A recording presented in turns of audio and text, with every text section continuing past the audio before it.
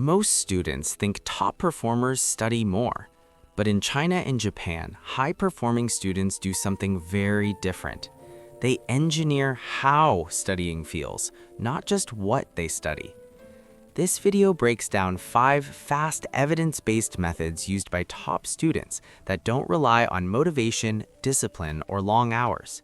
These methods work even on low-energy days. Step 1. They separate starting from studying. Most students treat studying as one task. Top students split it into 2, starting and continuing. Why this matters? Neuroscience shows that task initiation activates a different brain network than sustained focus. Starting uses the anterior cingulate cortex, the part that resists effort. That's why starting feels hard even when the task itself isn't. High-performing students design starts to be almost effortless. Instead of saying, "I will study biology," they say, "I will open the book. I will read one paragraph. I will write one question." Once the brain crosses the start threshold, continuation becomes easier. This is not motivation, it's neural friction reduction. They don't rely on willpower, they make starting cheap. Step 2. They use retrieval before understanding. Most students believe you must understand first, then test yourself. Top students reverse the order. They retrieve before they fully understand. This works because memory strengthens most during effortful recall, not just passive exposure.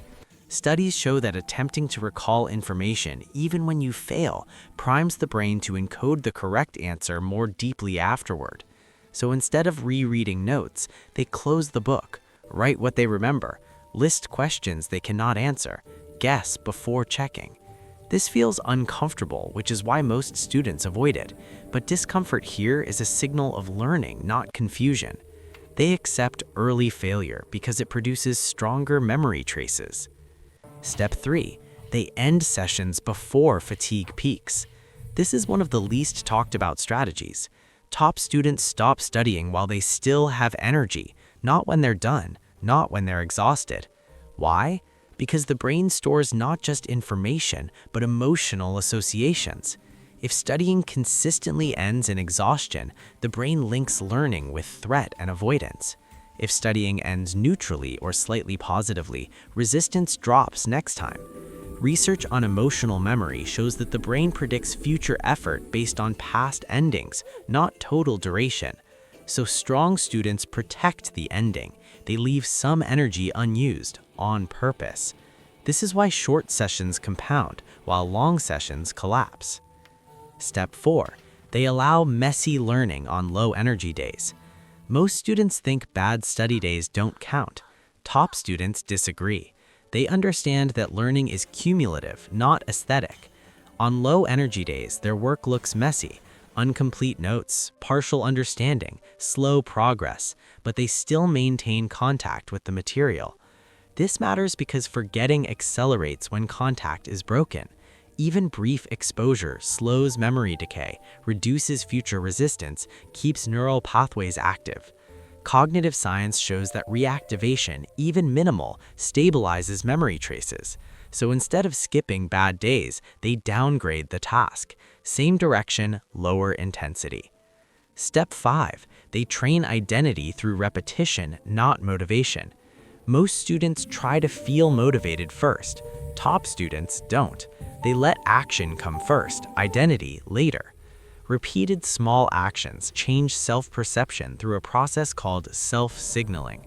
The brain observes behavior and updates identity. I study even when it's hard. I don't avoid. I start small, but I start. This shift reduces internal resistance over time, not because of confidence, but because the brain no longer sees studying as a threat.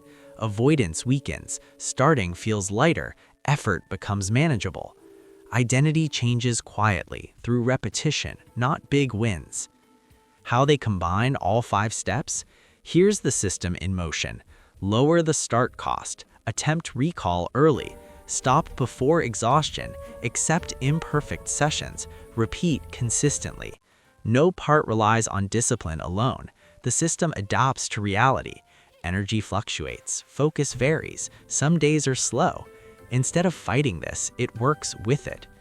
If today feels heavy, don't fix everything. Lower the task, reduce the time, remove pressure. Do one small action. That is not failure, that is strategic persistence. Because progress doesn't disappear on low energy days, it just moves quietly. And quiet progress repeated often enough is what actually lasts.